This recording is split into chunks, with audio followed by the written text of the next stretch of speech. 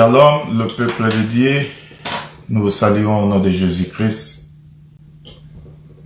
Nous bénissons notre Dieu, créateur du ciel et de la terre, Jésus-Christ. C'est lui qui réunit son peuple. Il nous a réunis ce matin autour de sa parole pour que nous puissions l'écouter parler au-devant de nous, parler dans nos cœurs. Parce qu'il n'y a que lui, quand il vient, il parle dans nos cœurs et il touche nos âmes. C'est pourquoi là, dans Lévitique, dans Juge chapitre 19 plutôt, il y a un homme qui était à la montagne, mais il est descendu chercher sa femme. Il n'a pas réprimandé cette femme, mais il a parlé dans son cœur, afin de ramener sa femme. La femme était dans la montagne, mais la Bible dit que ma femme a quitté la montagne pour descendre. L'homme est resté à la montagne, mais par l'amour, l'homme a quitté la montagne pour aller chercher sa femme. Mais quand il a rencontré sa femme, il a parlé dans son cœur. C'est pourquoi nous voudrions que Dieu puisse parler dans nos cœurs ce soir, au nom de Jésus. C'est pourquoi nous allons prier. Seigneur Jésus, nous venons au devant de toi, parce que c'est toi le bon prédicateur, un bon enseignant, Seigneur, qui enseigne son peuple. Enseigne-nous, Seigneur. Enseigne-nous, Père éternel, afin que nous puissions écouter ta sagesse, Jésus. Parlez-nous, Seigneur. Parlez-nous ce matin, Seigneur. Touchez le cœur de ma sœur, touchez le cœur de mon frère. C'est toi, Seigneur, qui trouve la place dans nos cœurs, qui trouve la place dans nos âmes. Fais-le, Seigneur, pour la gloire de ton Seigneur. Moi, je ne sais pas parler, mais toi, tu connais parler. Parle à nous ce matin. Au nom de Jésus-Christ, et nous avons ainsi prié. Amen. Nous bénissons Dieu, créateur du ciel et de la terre, qui réunit son peuple autour de sa parole. Ce matin, Dieu nous a réunis autour de lui, afin qu'il puisse nous parler du haut des cieux. Mais tu vas comprendre que faire. Nous sommes en train de parler sur Agar. Agar qui était dans la maison de son maître. Il était dans la maison d'Abraham. Mais Agar, ce jour-là, quitta la maison d'Abraham pour aller louer de la face d'Abraham. Or, Abraham, c'est l'homme qui a les alliances, l'homme qui a la promesse. Et cette promesse-là a été donnée pour Abraham et sa postérité. C'est pourquoi, dans sa fuite, Dieu a vu Agar. Et il a parlé dans le cœur d'Agar. Et il s'exclama, il dit, et j'ai rien vu ici. Et après qu'il m'a vu. C'est ce que nous sommes en train de parler. Nous voyons que cette femme-là qui était louée de la face de Dieu. Oh, Abraham, c'est le père. Nous avons expliqué, pour toucher qu'Abraham, c'est le père qui avait l'unique fils. Oh, l'unique fils, c'est Isaac. Mais il a aimé tout, il a donné tout à Isaac. Mais tu vas comprendre que quand il a quitté la face d'Abraham, la Bible dit qu'elle était égarée. C'est-à-dire, quand on quitte la face du Père, on est égaré, on est loin de Dieu. Quand on quitte la présence de Dieu, tu deviens loin de la face de Dieu, frère. Tu deviens égaré, celui qui est loin de Dieu. Mais écoute, frère, le 4e jour de la création, nous voyons le corps du soleil. Oh, la création Dieu a créé la lumière. Il dit que la lumière soit. Mais la lumière n'avait pas pris un corps. La lumière était en train de marcher. Il n'a pas trouvé une maison à s'asseoir. C'est pourquoi, quand tu lis 2 Samuel chapitre 7, dans son verset 5 et 6, Dieu est en train de parler qu'il marcha tant en tant quand David cherchait à construire une maison pour Dieu. Dieu dit, depuis le temps de vos pères, et j'ai demandé quelqu'un de construire une maison pour moi. Il marchait tant en tant. C'est pour dire que Dieu n'a pas trouvé le lieu d'habitation. Et tu vas comprendre que le temps en temps ici, à laquelle Dieu marchait, c'est les 3 jours de la création. Les 3 jours de la création, Dieu a créé la lumière. La lumière n'a pas trouvé une place pour se reposer. La lumière n'a pas trouvé une maison. La lumière n'a pas trouvé une place à trouver son repos. Mais tu vas comprendre que les 3 jours ici, le temps en temps te parle de la loi, le prophète et les psaumes, à laquelle Dieu n'a pas trouvé une place pour dormir, pour se reposer. Dieu marcha avec des hommes, des tentes, ce sont des hommes. Tu sais que Paul nous parle d'un Corinthien. Il a marché avec Adam, il a marché avec Seth. Il marchait avec Noé, il marchait avec Seth. Après Seth, il marchait avec Noé. Après Noé, il marchait avec Abraham. Il marchait avec Isaac, il marchait avec Jacob. Il va marcher avec Moïse. Il ne trouvait pas les lieux pour se reposer. Mais tu vas comprendre que le 4e jour,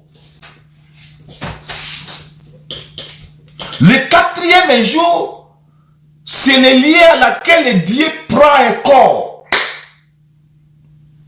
Or, le corps de la lumière, c'est le soleil. C'est le soleil, frère. C'est pourquoi quand je lis Zacharie, quand Zacharie est en train de voir cet homme ici, Zacharie le voit, il voit le soleil. Zacharie 1, verset 78. Nous lisons au nom de Jésus-Christ. Grâce aux attraits de la miséricorde de notre Dieu, en vertu de laquelle le soleil levant nous a visité d'en haut. Tu vas comprendre ici que le soleil a visité. Or, le soleil, c'est le Fils. C'est le Seigneur Jésus-Christ. Et quand lui vient, frère, il vient confirmer que c'est lui le vrai soleil. C'est lui le vrai lumière qui doit prendre un corps. Or, dans Matthieu chapitre 17, lui-même est confirmé dans la montagne, le verset 1, 2. Il transforma devant eux son corps entier, son visage devient comme le soleil. C'est pour confirmer que vous cherchez le soleil. Le vrai soleil, c'est moi. Et c'est fut le 4e jour qu'il a pris un corps. Mais néanmoins, frère, quand il prend le corps, cela parlait de la délivrance. C'est par rapport à la rédaction, au programme de sa rédaction, c'est le 4e jour. Mais, par rapport au sacerdoce, il demeurait toujours au 3e jour. Il demeurait dans le Moïse, dans la loi.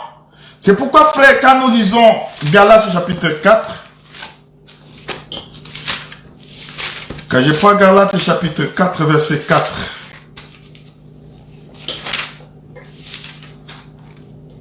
mais lorsque les temps ont été accomplis, Dieu a envoyé son Fils, né d'une femme, né sous la loi, afin qu'il y rachète ceux qui étaient sous la loi, afin que nous recevions l'adoption. Il est né sous la loi de Moïse. Ce temps est accompli à laquelle Jésus-Christ, quand il est venu, Dieu a envoyé son Fils, né d'une femme, né sous la loi. Et nous comprenons que Jésus, quand il est né dans le 3e jour, frère. Il est né dans le 1er, 2e et 3e jour, dont la lumière n'a pas porté encore. Et quand il est venu, frère, il est venu nous racheter.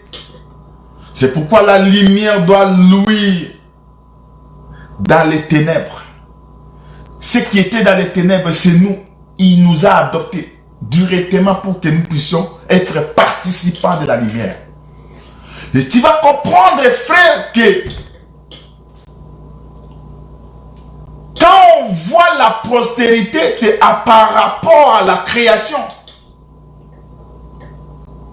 Cette postérité-là, Dieu a créé.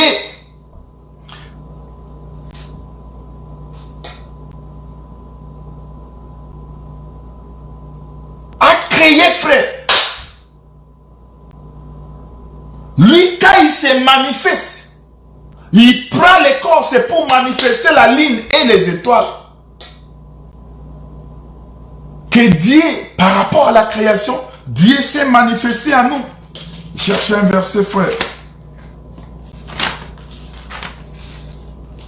Mais nous ajoutons un élément, que quand le soleil est créé le 4e jour,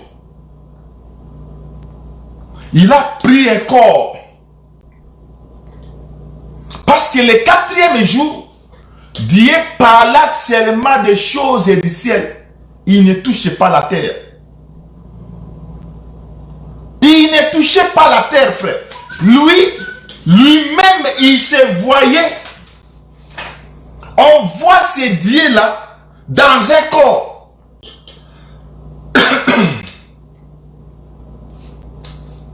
Le 4e jour, nous voyons un corps, un élément laquelle le soleil est créé le 4e jour. Mais le 5e jour, mais quand il est créé le 4e jour, le soleil doit se coucher. La coucher du soleil ici, frère, c'est la mort. Mais il doit réapparaître. Nous sommes en train de comprendre que c'est le coucher du soleil. Et quand il va réapparaître dans le ciel, c'est le retour maintenant du soleil. C'est pourquoi nous voyons dans Jean chapitre 14. Dans Jean chapitre 14, nous voyons la réapparition du soleil. Il dit que votre cœur ne se trouble point. Croyez à moi, croyez à Dieu, croyez à moi. Il y a plusieurs demeures dans la maison de mon Père. Si cela n'était pas, je vous l'aurais dit, je vais vous préparer une place. C'est-à-dire la coucher. Quand le soleil se couche, cela parle de la mort de Jésus.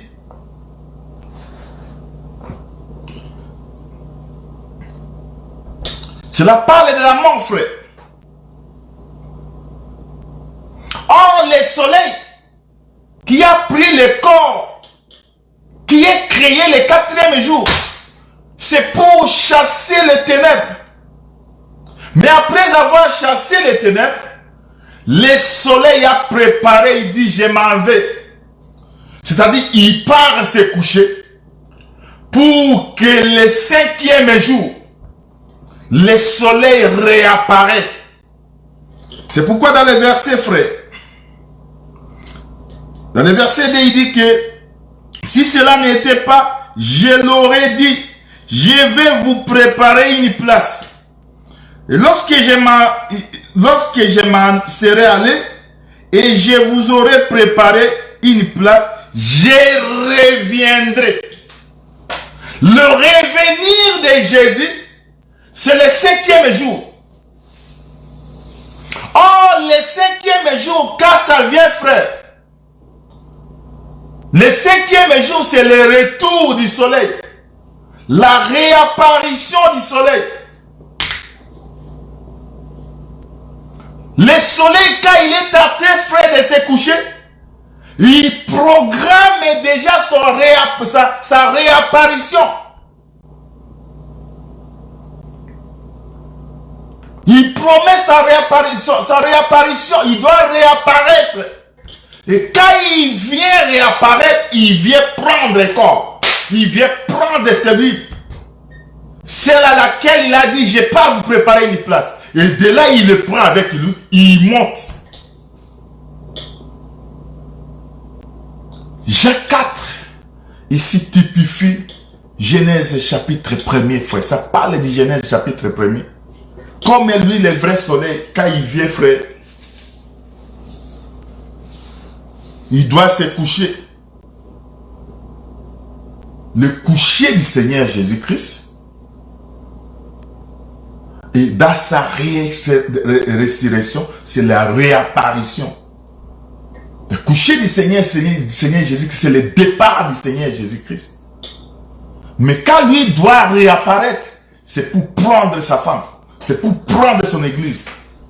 Parce qu'il dit que là où je serai, vous y serez. C'est-à-dire là où Jésus va rester, c'est là où nous serons. La deuxième réapparition du soleil, il vient, Seigneur, frère, c'est pour prendre. Comme que dans Genèse chapitre 1er, dans le 5e jour, le soleil doit réapparaître. Quand le soleil réapparaît au 5e jour, c'est le départ des oiseaux. Parce que là-bas, frère, il doit créer les eaux. Il doit créer, dans les eaux, il y a des animaux. Il a créé le poisson.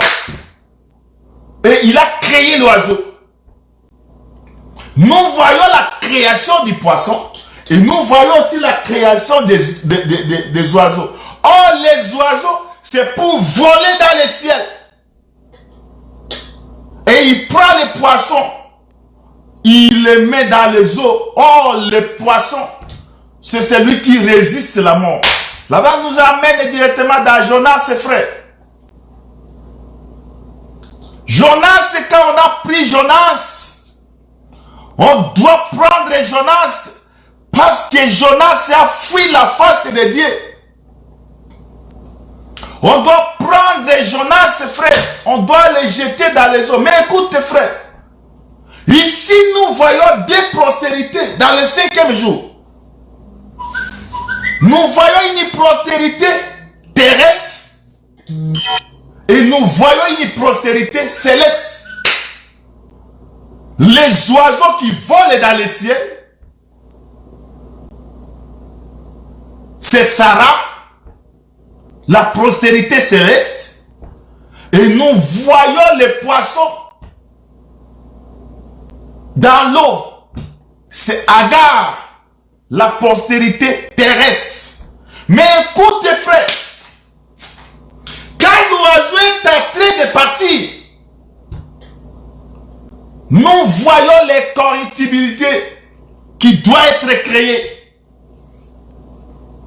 Parce que le poisson, c'est celui qui résiste à la mort. Le poisson ne peut pas prendre le poisson, faire entrer le poisson dans l'arche. Parce que le poisson résiste à la mort. Oh, la mort pesait dans le monde. Dieu s'est créé l'arche il a fait entrer les animaux dans l'arche pour conserver leur vie. Mais on ne voit pas là où il a pris les poissons. Les poissons ne meurent pas dans l'eau. C'est-à-dire, il y a tout un corps qui doit porter, qui était dans la corruption, mais qui doit porter les correctibilités. Oh, Agar, c'est la terre. C'est la postérité terrestre. Et tu vas voir qu'Agar, qui est la terre,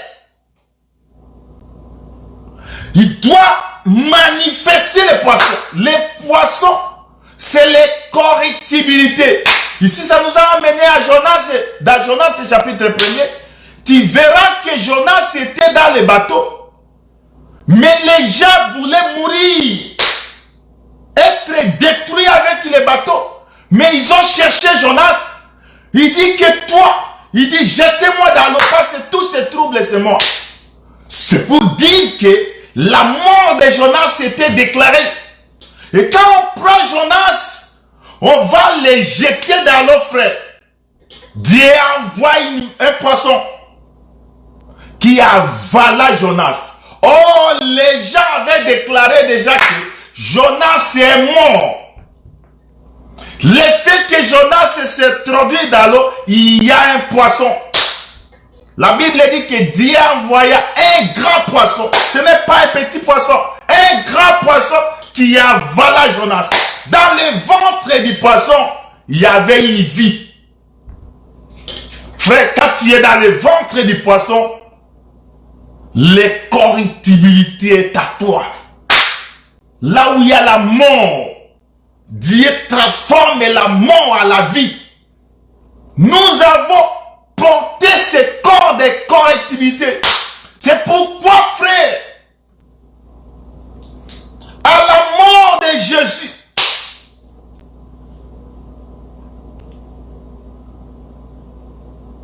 à la mort de Jésus, quand Jésus est mort, et tu vas remarquer que dans Jean chapitre 21, je me demande, moi, on a tué Jésus et on est en train de chercher les disciples. Mais ce jour-là, Pierre dit, je vais pécher. Oh, la parole de Dieu, je vais pécher. Et autre disciple dit que nous allons partir avec toi. La Bible dit que quand Pierre est parti, ils sont partis, ils ont péché toute la nuit, frère. Mais le matin, c'est Jésus qui vient pour dire à Pierre, les enfants, est-ce que vous avez quelque chose à manger? Ici, frère, c'est un langage, quand Pierre écouta, il dit que nous avons seulement les poissons. C'est-à-dire, à partir de ta mort, nous avons déjà un poisson. Or, le poisson, c'est les correctibilités. Nous avons porté les corps incorruptibles, les corps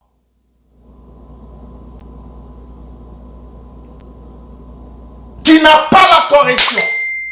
Et tu vas voir que Jésus, quand il les a approchés, Pierre pouvait raisonner, répondre à Jésus, à travers ta mort, nous avons porté les correctibilités. C'est-à-dire, la mort n'a pris le pouvoir sur nous. Il y avait aussi le miel, l'abondance, frère. À travers la mort de Jésus, aujourd'hui, nous avons l'abondance. Nous avons l'abondance avec nous. Nous avons la vie. Nous avons Jésus avec nous. C'est pourquoi, frère, le 7e jour, là, le 5e jour, c'est la réapparition. Oh, c'est lui qui s'est éteint. C'est le Seigneur Jésus-Christ. le coucher du soleil. Le coucher du soleil, dans son coucher, il doit réapparaître pour nous chercher.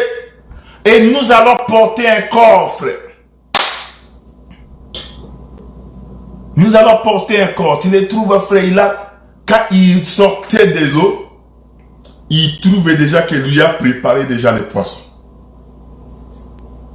Le langage, la Bible dit que les disciples que le Seigneur aimait,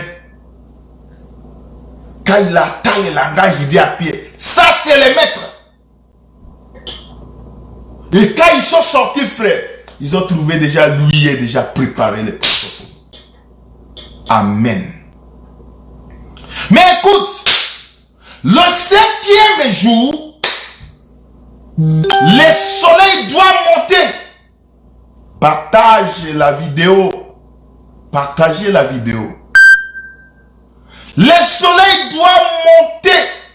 Quand le soleil réapparaît plutôt, l'oiseau doit monter dans les cieux. C'est ça l'enlèvement. Et après l'enlèvement, on va regarder le poisson. Écoute-moi bien ici. Parce que je vais être en train d'aller lentement avec toi pour que tu puisses nous saisir. Le 4e jour, il s'est occupé de la postérité céleste. Lui s'est occupé du soleil, la lune et les étoiles. Mais le 7e jour, c'est là où il descend, frère, pour s'occuper de ce qui est terrestre. C'est-à-dire, autrement dit, Dieu, Abraham comme Dieu, comme le Père. Le premier, il s'est occupé de Sarah, et après, qu'il doit s'occuper de Agar.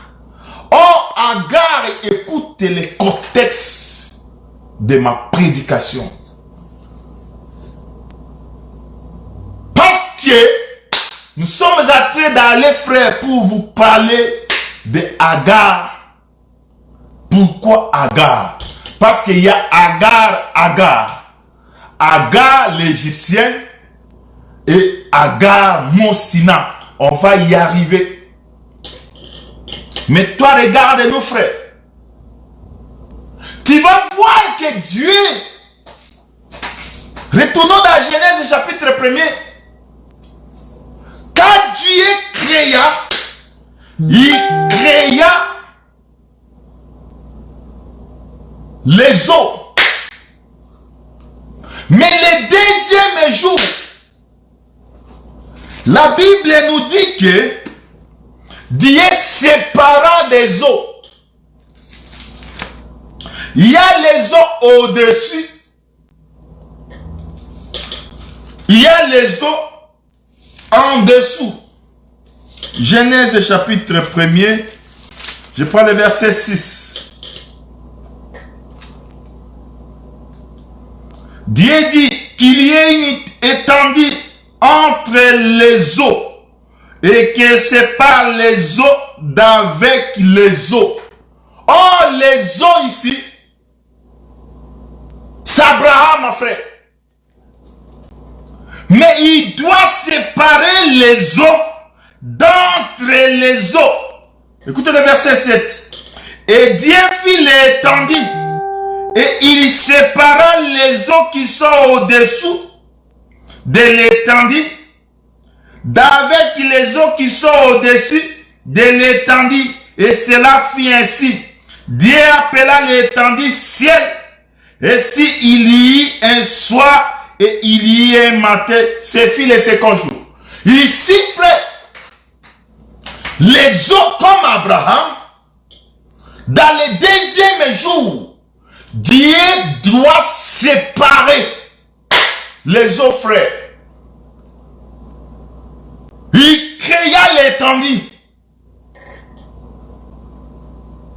Dieu fit l'étendue et il séparait les eaux qui est au-dessous de l'étendue et les eaux qui sont au-dessus de l'étendue.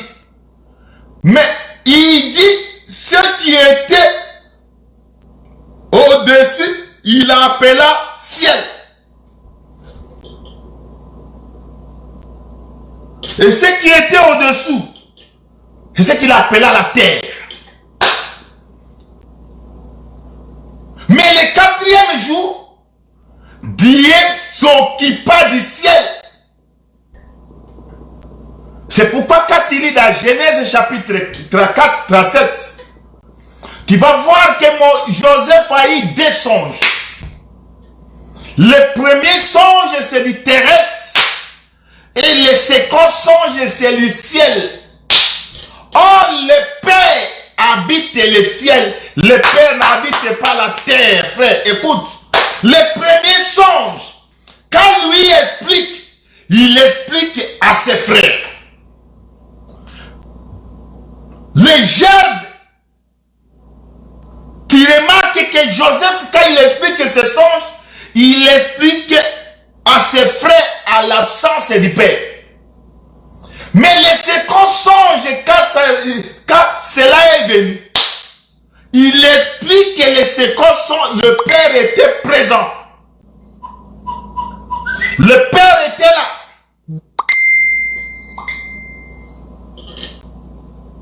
Le Père était présent. Il dit, j'ai vu le soleil, la lune et les étoiles. Or, le soleil, c'est le Père.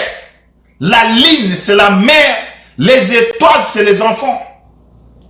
Quand lui explique, le Père garda cela. Mais le frère, il a haine contre Joseph. Et nous disons que le ciel, c'est prospérité céleste. Et la terre, c'est la prospérité terrestre. Ça, c'est Abraham. C'est d'Abraham qu'on a trouvé la prospérité terrestre et la prospérité céleste. C'est pourquoi je vous amène à la création. Parce que c'est Abraham, c'est toute la Bible, frère. Dans la création, Dieu a fait tout ça. Mais le quatrième jour, nous voyons Joseph expliquer les luminaires. Or, les luminaires, c'est ce qu'il y a dans l'intérieur, la lumière. À l'intérieur des luminaires, il y a la lumière. Et cette lumière-là, c'est le soleil. Or, quand le soleil est allumé dans sa personnalité, c'est là il distribue sa lumière à la lune et aux étoiles. Tout, c'est les choses du ciel. Mais dans la réapparition, lui vient maintenant chercher. Il dit, femme et frère, c'est Agar, la postérité terrestre, qui doit porter les corruptibilités. Et quand les corruptibilités entrent, nous voyons directement la mort est frère. Quand lui parle du ciel, la mort règne sur la terre. Mais quand lui maintenant va laisser le ciel pour s'occuper de la terre, c'est pour ôter la mort. Genèse chapitre 20, je passe. Dieu dit que les eaux produisent en abondance les animaux vivants et que les oiseaux volent sur la terre vers l'étendue du ciel. Il a créé les oiseaux non pas pour rester sur la terre. Il a créé les oiseaux pour voler. Ici, c'est l'enlèvement, frère. Les oiseaux furent enlevés. Et quand les oiseaux étaient enlevés, c'est de là qu'ils s'occupent maintenant de la terre. C'est là maintenant ils s'occupent des poissons de la mer. C'est pourquoi quand il dit, les enfants, n'avez-vous pas quelque chose à manger? Quel est semblable. Or, quand lui est en train de demander à manger, il a déjà à manger avec lui. C'est pourquoi ce jour-là, dans Jacques 4, quand les disciples viennent, lui trouva en train de parler avec une femme. Il s'étonnait comment lui est en train de parler avec une femme. Et il vient avec la nourriture, il précède Jésus. Il dit, Seigneur, mange. Écoute la réponse. Je dis, j'ai déjà mangé. Oh. Mais nous sommes allés chercher à manger pour toi. Mais qui t'a donné à manger? Oh. Le manger de Jésus, c'est faire la volonté de Dieu. Le manger de Jésus, c'est parler avec une terre. Un peuple terrestre. Un peuple qui était éloigné, frère. Un peuple qui était loin de la face de Dieu. Un peuple qu'on ne parlait même pas. Un peuple qui avait quitté la maison d'Abraham. Il s'est égaré. Quand les gens voyaient Jésus parler avec la femme, ils s'étonnèrent. Oh, ce qui parlait avec la femme, c'est les eaux, l'eau, frère. Alléluia. Il est montré à Abraham. Parce qu'Abraham a c'est l'eau. C'est les eaux, frère. Il a donné l'eau à cette femme-là. Il dit à la femme, l'eau que je te donnerai va créer à toi toute une source. C'était tout un fleuve qui va couler sur toi. Quand la femme regarda cet homme et lui expliquait ces choses, il s'étonna, il disait, qui est cet homme? Et il dit au Seigneur, il dit, donne-moi seulement que de ces eaux-là, afin que je ne vienne plus puiser. C'est-à-dire, frère, quand il rencontre cet homme, tu dois abandonner tout ce que tu as et tu vas chercher l'eau qui sort, qui coule de lui. C'est la réapparition du soleil. Quand le soleil est réapparu, il vient maintenant visiter la femme. Il vient visiter la femme.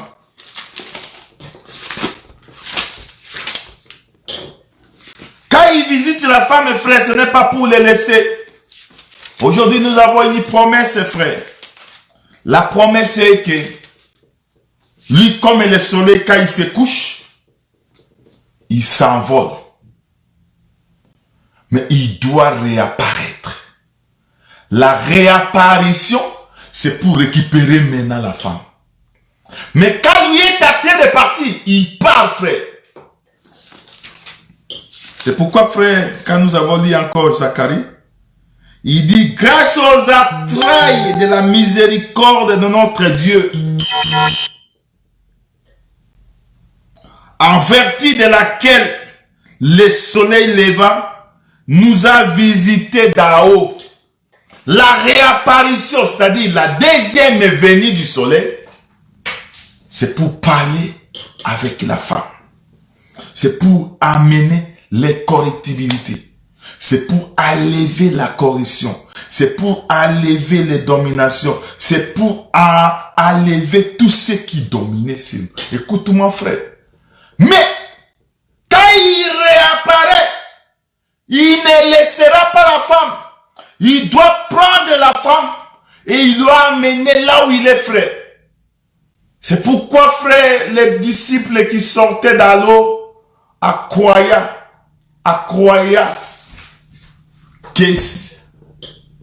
qui vont donner à manger au Seigneur. Quand ils sont arrivés dans la rive, il lui avait déjà préparé. Le préparer ici, c'est nous donner une nouvelle vie, frère. Aujourd'hui, frère, tu vas remarquer que les disciples qui avaient travaillé toute la nuit, ils n'ont rien trouvé. Mais quand lui réapparaît, il donne l'abondance.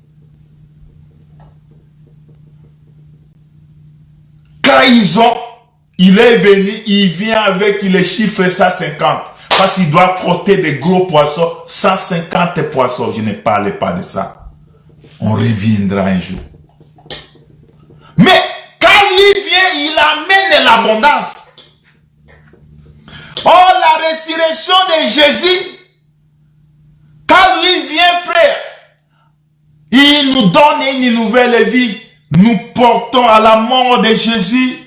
Frère, nous devons avoir les poissons.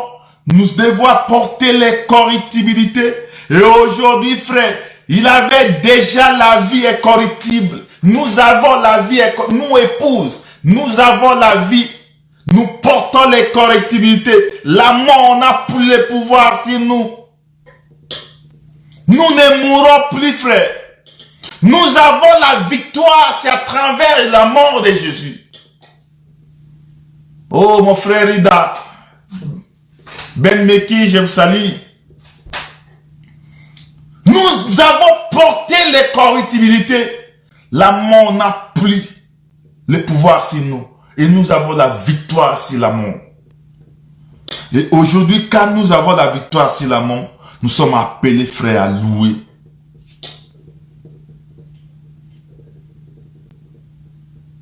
À louer Dieu. J'ai dit un verset, frère. Je souhaite te suivre un verset. C'est pourquoi, frère, tu vas voir la réapparition du soleil.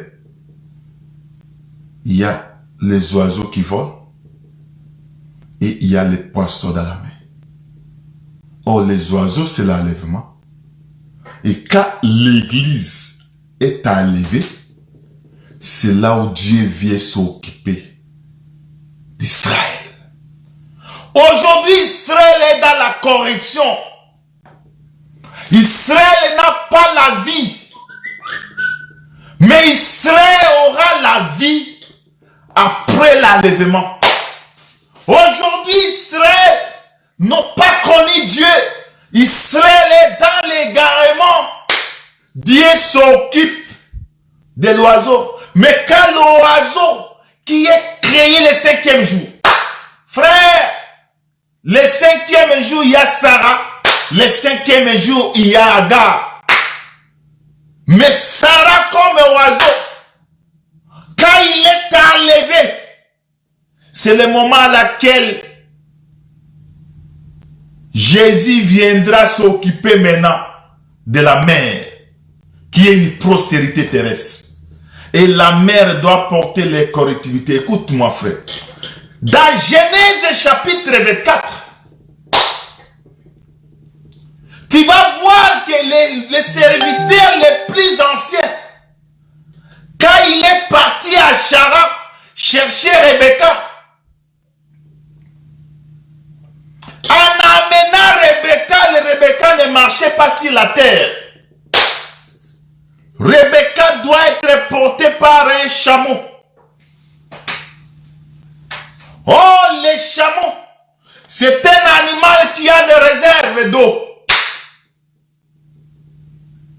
Quand les chameaux est en train d'amener Rebecca, c'est à la rencontre d'Isaac. Les jours-là, Isaac doit sortir de la maison du Père. Il doit sortir de la maison d'Abraham pour venir rencontrer frère. Il vient rencontrer qui? Il vient rencontrer Rebecca dans les champs. Quand il va rencontrer, il ne rencontre pas Rebecca dans la maison. Lui vient chercher Rebecca dans les champs. Et c'est de là où il va prendre Rebecca pour l'amener dans la maison. Oh, notre maison, c'est là où il dit que je vais pas vous préparer une place. C'est-à-dire, c'est lui qui est parti chercher une place, c'est Isaac. Et après avoir trouvé la place, que lui reviendra. Quand lui réapparaîtra, c'est pour prendre l'oiseau et l'amener dans les airs. C'est ça l'enlèvement. Il vient, il prend Rebecca et il part.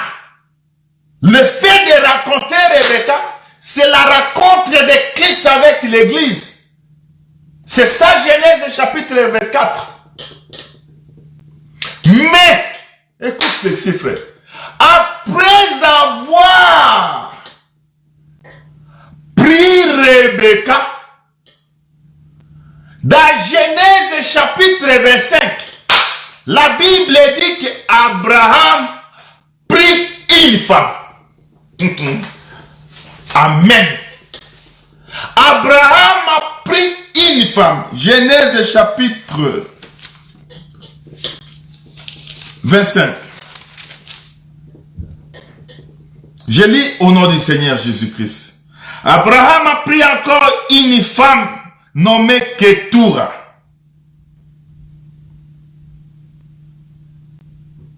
Ici, c'est tout un mystère. Oh, Abraham, c'est celui qui avait Sarah. Mais au départ de Sarah, que Abraham a pris Ketura.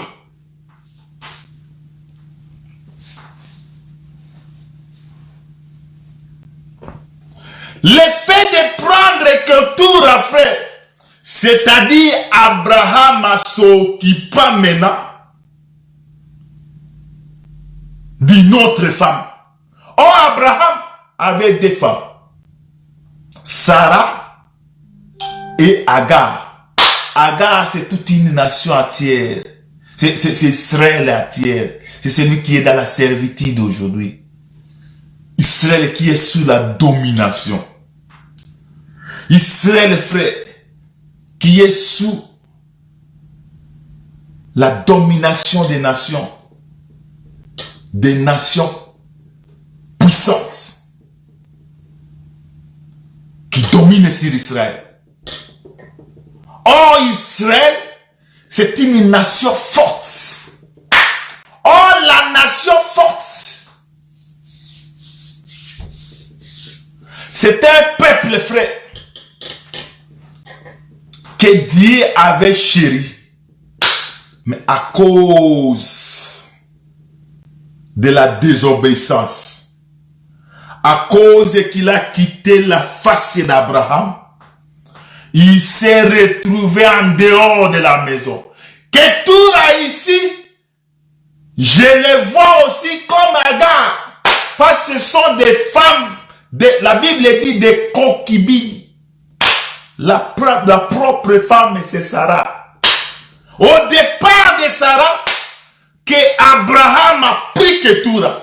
Mais tu vas remarquer que, frère, quand Abraham a pris Ketura, pris encore une femme,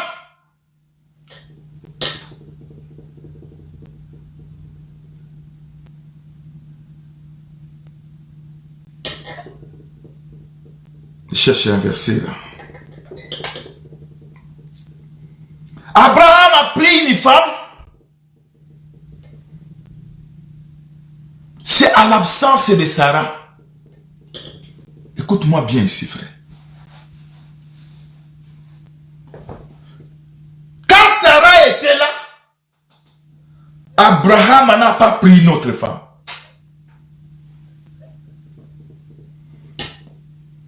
Et on a connu Agar. C'est à travers Sarai. Parce que Agar, c'était une Égyptienne qui était donnée comme servante à Sarai. Oh, Sarai, c'est la femme d'Abraham. Oh, la femme, c'est le corps de l'homme. Et tu vas remarquer que, frère, au départ de Sarah, que Abraham a pris une femme. Oh, cette femme est là, frère. Elle était dans la maison d'Abraham. Écoute mon langage. Si je parle de Ketura, je vois aussi Agar dedans. Parce qu'ils ont eu, la Bible dit que quand tu lis là-bas, qu'elle lui affata beaucoup d'enfants. Mais Abraham a donné tous ses biens à Isaac et il fit des dons au fils de ses concubines. C'est-à-dire ils étaient plusieurs. Parmi les concubines, et là ils sont venus, c'est après le départ de Sarai.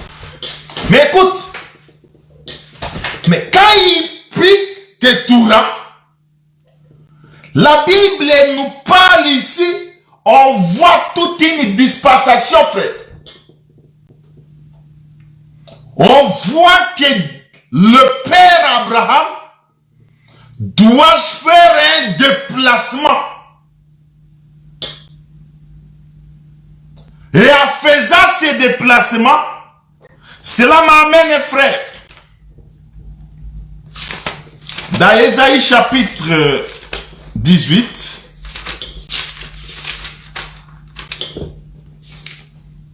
il doit arracher cette femme, frère, entre les mains des bourreaux. Les bourreaux qui dominaient sur ces peuples. Les bourreaux qui dominaient sur Israël. Oh, cette femme-là, frère, c'est terrestre, frère.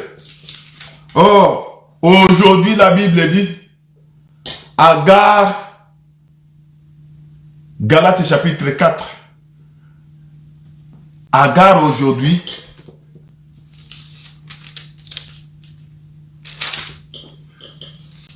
il dit, je prends le verset,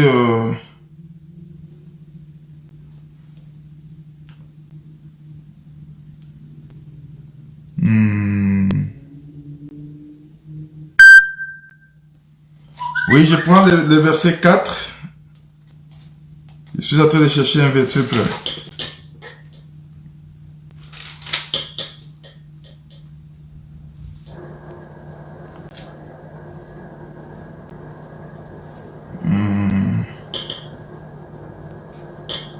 Ok, je prends le verset 25. C'est Agar, c'est le mont Sina en Arabie. Elle correspond à la Jérusalem actuelle qui est dans la servitude avec ses enfants. Le mont Sina, c'est une femme qui est à la servitude avec ses enfants. C'est ça même Israël actuel, frère, qui est à la servitude avec ses enfants. Mais écoute, frère, ils sont dispersés dans les extrémités de la terre. Aujourd'hui, Israël est dans la dispersion. Mais avant que je ne touche là, je prends Ésaïe chapitre 18. Ésaïe chapitre 18. Je prends le verset premier. Frère, terre, où retentit les cliquetis des armes, au-delà des fleuves de l'Éthiopie, toi qui envoies sur mer des messagers dans les navires de Joc Voga à la surface des eaux, allez, messagers rapides, vers les nations fortes et vigoureuses, vers ces peuples redoutables depuis qu'il existe, nations puissantes et qui écrasent tout, et dont le pays est coupé par des fleuves. Vous tous habitants du monde, habitants de la terre, voyez la bannière qui se dresse sur les montagnes. Écoutez la trompette qui sonne. Les cliquetis,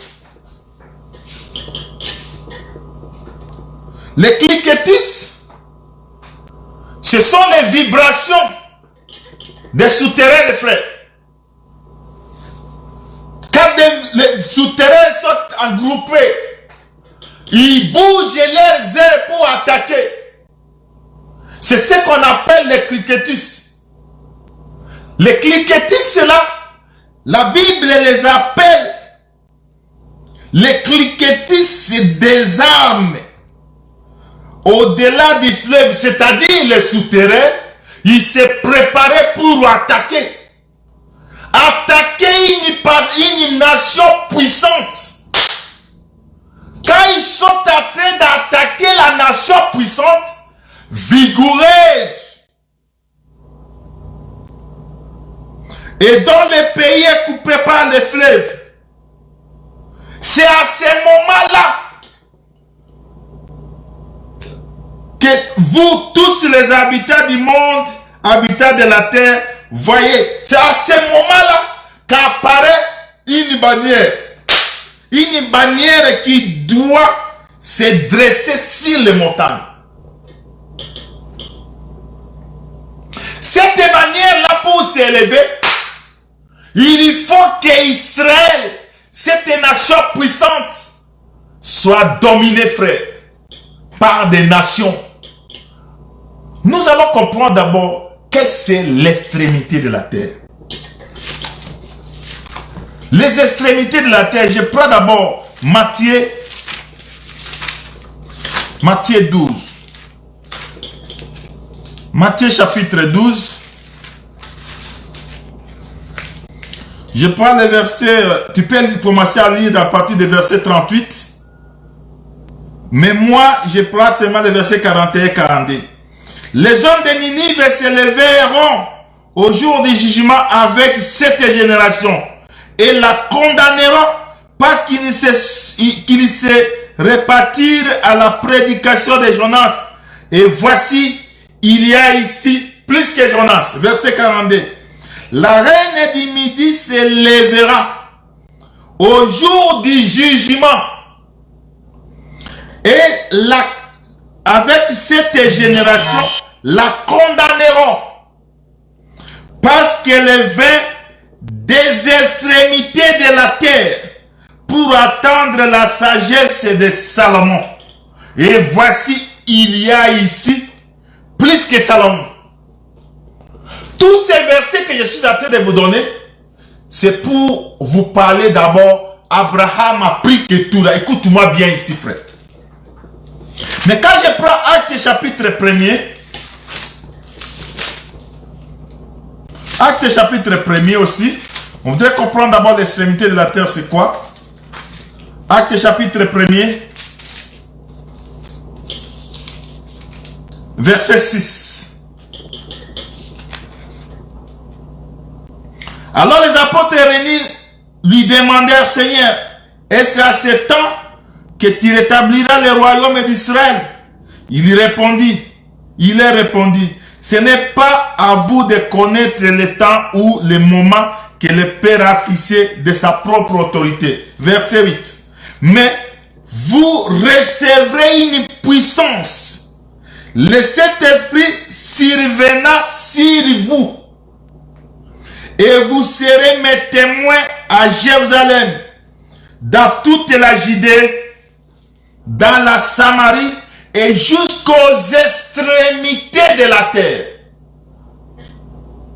Nous comprenons ici que les extrémités de la terre, ce sont des nations qui n'est pas dans Judée, qui n'est pas dans Samarie et qui n'est pas à Jérusalem.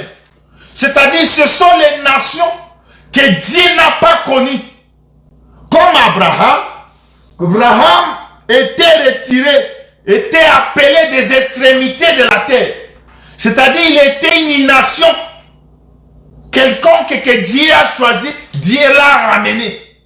Mais écoute, frère, d'autres nations-là, Dieu ne les connaissait pas. Toutes ces nations-là, Dieu appelait les nations qui étaient en dehors du peuple d'Israël, les extrémités de la terre.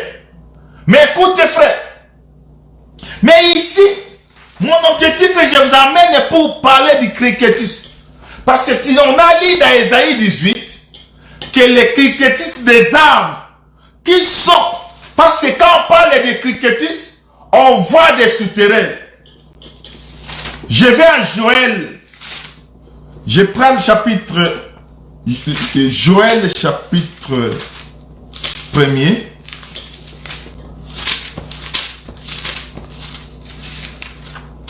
Joël chapitre 1er.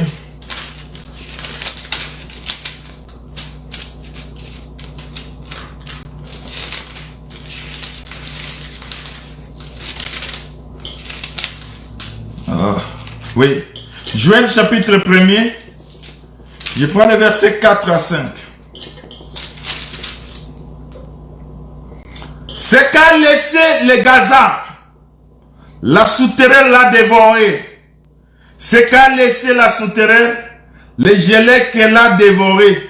C'est qu'a laissé les Gérèques, les asiles l'a dévoré. Réveillez-vous, ivrognes, et pleurez. Vous tous, buveurs de vin, gémissez parce que les mous vous est enlevé de la bouche. Ici, les souterrains, les Gélèques et les Kazam, les asiles, Dieu les appelle les buveurs de vin. Ce sont des peuples étourdis qui dominaient sur Israël.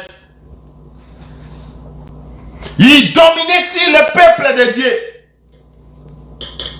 Mais quand je prends le verset 2, le chapitre 2, je commence par le verset 23. Écoutez ce que Dieu dit, frère. Et vous, enfants de Sion, soyez dans l'allégresse et réjouissez-vous. Quand il retire le mou, c'est-à-dire la force des Gazam et des souterrains, des Gérèques et des asiles, ce sont les nations. Oh, Isaïe 18, verset 1er, il dit que les cliquetistes des arbres, ce sont des souterrains qui avaient le pouvoir. Mais écoutez dans le verset 23,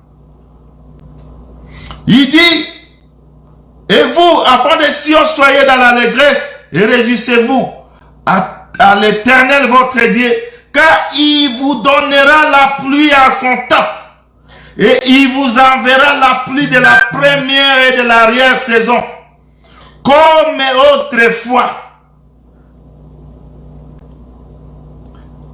Et l'air se rempliront de bleu, et les cuves regorgeront de mou en huile. Verset 25. Et je vous remplacerai les années qu'ont dévoré la sauterelle, les Gélèques, les asiles et les Gazam, ma grande armée que j'avais envoyée contre vous. Quand Israël, frère, quittait la face de Dieu, Dieu a envoyé les nations. C'est Dieu qui a envoyé ses armées. Dieu a envoyé le roi d'Amkadoneshar. Il a envoyé Pharaon. Il a envoyé les Assyriens. Il a envoyé les nations frapper Israël. Et il a levé ce qui était dans la bouche, la joie qui était dans leur bouche. Mais Dieu ne frappe pas son peuple pour de bon. L'amertume ne demeurera pas pour de bons frères. Quoique la souffrance que voyait Israël depuis longtemps, mais Dieu promet une pluie. De la première et de l'arrière-saison. Il dit que je vais récupérer les années. Je vous remplacerai les années qu'ont dévoré les sauterelles. C'est-à-dire, ce qui sera remplacé, c'est ce qui a été ôté. Dieu avait ôté la joie en Israël. Mais Dieu doit se rappeler. Quand il doit se rappeler de ses peuples, c'est lui qui doit combattre. C'est ça Abraham a pris que tout là. C'est-à-dire, il y a des bourreaux qui dominaient sur ces peuples-là. Il y a des nations puissantes qui dominaient sur la nation forte. Mais l'Éternel viendra. Quand cette nation-là domine sur Israël, quand ces nations-là dominent sur le peuple de Dieu, c'est de là où Ésaïe chapitre 18 verset 3 dit, et là-bas se dressera une bannière. Cette bannière-là va se dresser au-dessus. Au-dessus des montagnes, frère. Oh, les montagnes, ce sont des rois de la terre. Vous tous habitants du monde, habitants de la terre, voyez la bannière qui se dresse sur les montagnes. Écoutez la trompette qui sonne. La trompette sonne déjà aujourd'hui. Mais Israël est encore dans la perdition. Pourquoi? Parce que Rebecca est encore dans le champ. Mais le 25, Genèse 25, quand Abraham a pris Ketura, il doit d'abord frapper les nations qui dominaient sur son peuple. Les nations qui dominaient sur Israël. Dieu doit les frapper. Et en les frappant, Dieu doit récupérer. Écoute le verset 4, frère. Ésaïe chapitre 18, verset 4. Car ainsi m'a parlé l'Éternel. Je regarde tranquillement de ma demeure. Il voit encore une vision. Quand la bannière s'est dressée, Ésaïe voit encore une autre vision. Et la vision qu'il a vue, il voit encore qu'il regardait tranquillement dans sa demeure. Par la chaleur brillante de la lumière. Oh, la chaleur brillante de la lumière, c'est le jugement. C'est le jugement que Dieu viendra faire aux nations, frère. Oh, ce jugement-là, c'est pour retirer, afin de retirer son peuple. Afin de retourner encore la joie à Israël. Afin de sauver encore ce peuple. Mais écoute, et par la vapeur de la rosée, au temps de la chaude moisson, quand lui vient maintenant pour moissonner, c'est là où la chaleur de la rosée doit partir.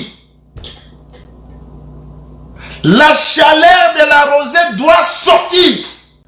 Et c'était le matin, frère. Par la chaleur brillante de la lumière et par la vapeur de la rosée. Par son parle de la rosée que le matin. Et c'est de là où, frère, la chaleur doit sortir. Se monter dans le ciel. Et quand la chaleur monte dans le ciel, lui doit moissonner, frère. L'état de moisson doit se présenter. Or, l'état de moisson, c'est le temps d'Israël maintenant. Mais écoutez, frère, mais quand il voudrait moissonner, la Bible dit, avant la vendange, quand la pousse est achevée, c'est-à-dire quand tout est achevé maintenant, quand la fleur devient un raisin qui mûrit, quand Israël manifeste déjà, la souffrance est là. Écoutez autre chose de frère. Il coupe les sarments. Quand maintenant le raisin, le fleur devient un raisin mûri, que lui coupe les sarments.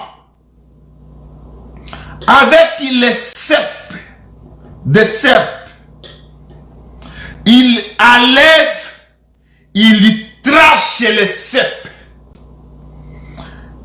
Tracher les cèpes ici, c'est couper tous les cèpes qui est autour du fleur qui est mûri. C'est-à-dire, il y a les nations qui dominent sur Israël.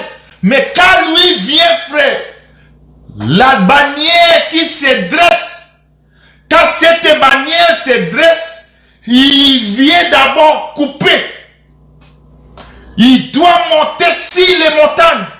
Ce sont les nations qui dominent sur Israël. Cette bannière-là, quand il est dressé, frère, Israël regardera, fixera son regard vers la bannière. Israël fixera son regard vers la bannière. Israël regardera seulement cette bannière-là.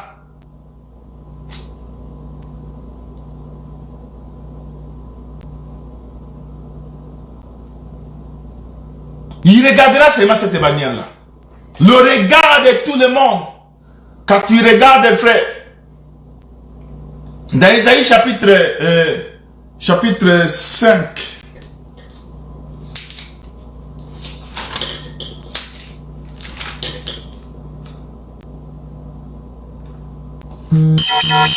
Ésaïe chapitre 5, verset 26.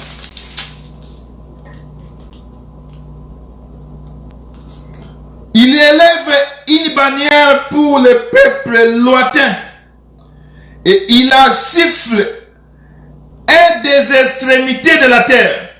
Et voici il arrive avec promptitude et légèreté. Ce qui était déjà distribué, dispersé dans les extrémités de la terre, quand cette bannière-là s'élève, il fait rapprochement avec ses peuples. Le regard doit fixer vers cette bannière-là, frère. Et le regard doit regarder seulement cette bannière. Je suis vers la fête, frère. Je suis presque à la fête. Mais quand les nations qui s'élèvent, les nations puissantes qui dominent sur Israël, quand la bannière va s'élever, c'est cette bannière-là, quand il vient, qui doit couper. Il doit couper toutes les nations qui sont autour. Et après avoir coupé toutes les nations, il doit récupérer son peuple. Et ils entreront dans la joie. Dans la joie. Verset 5. Avant la vendage, quand le fleuve devient un raisin mûr, il coupe le sarment avec les serpents, le sarpe. Il la lève, il trache les cèpes. Ils seront tous abandonnés aux oiseaux de proie des montagnes et des bêtes de la terre. C'est ça la guerre que Dieu va venir maintenant se battre. Nous avons parlé l'autre fois la guerre d'Armageddon.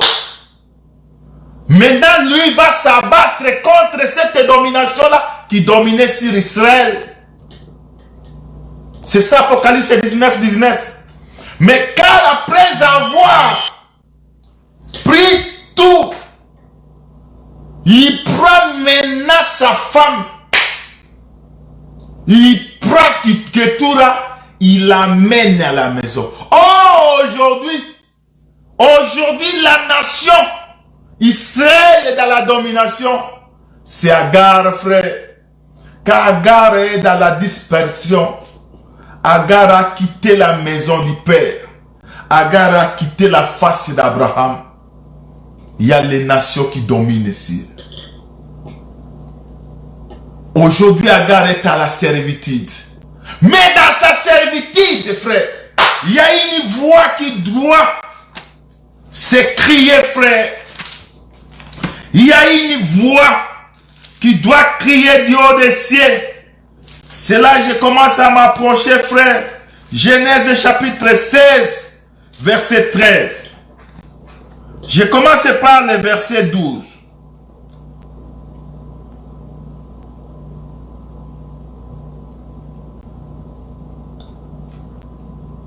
Je prends le verset 7. L'ange de l'Éternel la trouva près d'une source d'eau dans le désert. Il n'était pas éloigné de l'eau, frère, des eaux, frère.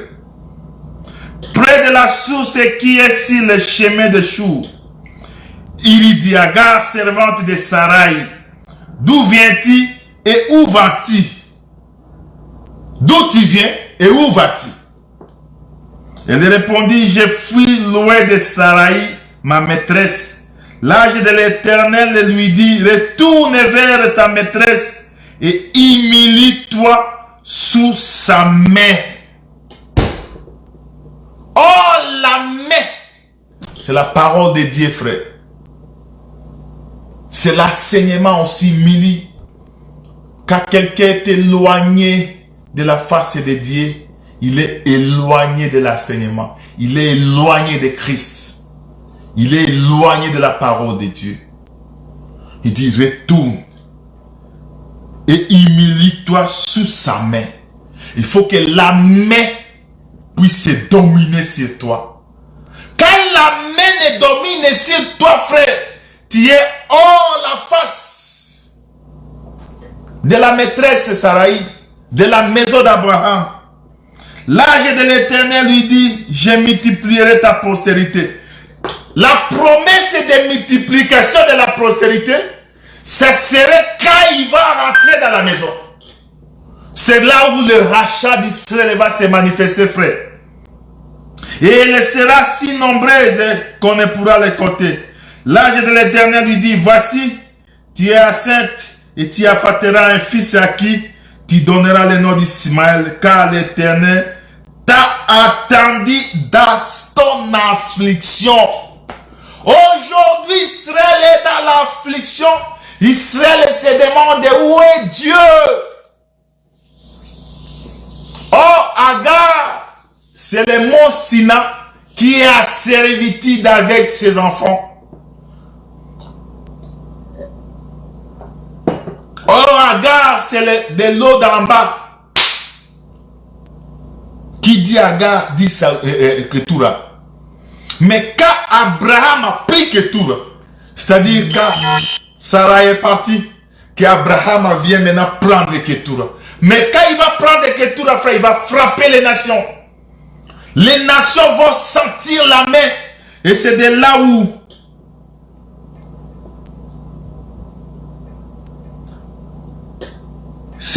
où Rebecca et Agar s'écria.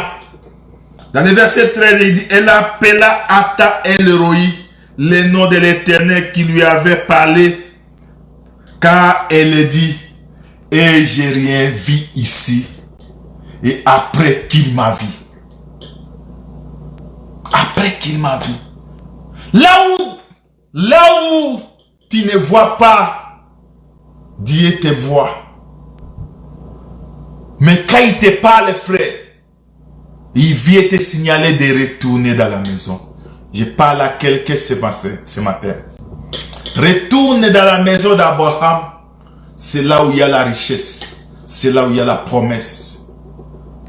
Agar qui était éloigné dans la domination de ce monde. Quand le peuple est dominé sur Agar, il y a l'Éternel qui voyait.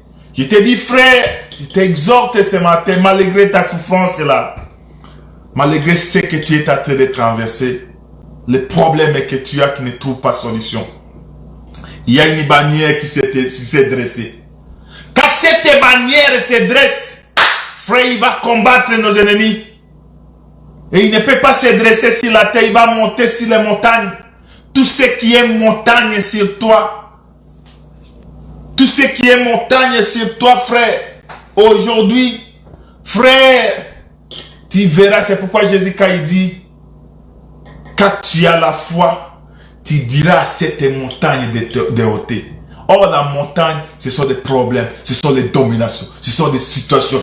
Mais quand toi, tu as la foi, tu as écouté la voix de Dieu, aucune montagne n'a le pouvoir sur toi. Je dis à toi aujourd'hui que aucun problème, aucune situation n'est plus que le Seigneur Jésus-Christ. Parce que quand lui se dresse, frère, sur nous, nous aurons la joie. C'est pourquoi quand Agar regarda, il dit, je n'ai rien vu ici. D'après quoi il m'a vu. Dieu te voit, frère. Dieu regarde tes peines. Regarde ta frustration. Regarde les combats que tu es en train de passer. Dieu regarde la situation à laquelle tu traverses. Ne t'en fais pas. Il y a une bannière qui s'est élevée, qui s'est dressée sur nous. Et tu vas confesser comme Agar, et j'ai rien vu ici, d'après qu'il m'a vu. Quand lui il regarde seulement la postérité. Pourquoi? Pourquoi il a vu Agar? Parce qu'Agar était enceinte. Il n'avait pas la semence d'une autre personne. Agar avait que la semence d'Abraham. Tout celui qui a la semence de Dieu, malgré les problèmes que tu traverses aujourd'hui, je te dis qu'il y a une bannière qui se dresse. Et Dieu fera de grandes choses pour nous. Laisse que mon Dieu vous bénisse. Au nom de Jésus-Christ. Je te dis ce matin, frère, sois calme. Ne regarde pas les combats que tu as. Ne regarde pas la situation que tu es en train de traverser. Je te dis ce soir, je parle à ton cœur, que l'Éternel parle, te touche dans ton cœur, que aucun combat n'est au-delà de nous. Dieu nous voit, frère. Et comme qu'il nous voit, il y a une bannière qui doit se dresser. Et cette bannière-là te ramènera. Pourquoi? Parce que tu as la sémence. Aussi longtemps que tu as la sémence d'Abraham, jamais l'âge de l'Éternel ne soit loin de toi. Parce que mon Dieu, que nous servons avec persévérance, te bénisse ce matin. Au nom de Jésus-Christ. Amen.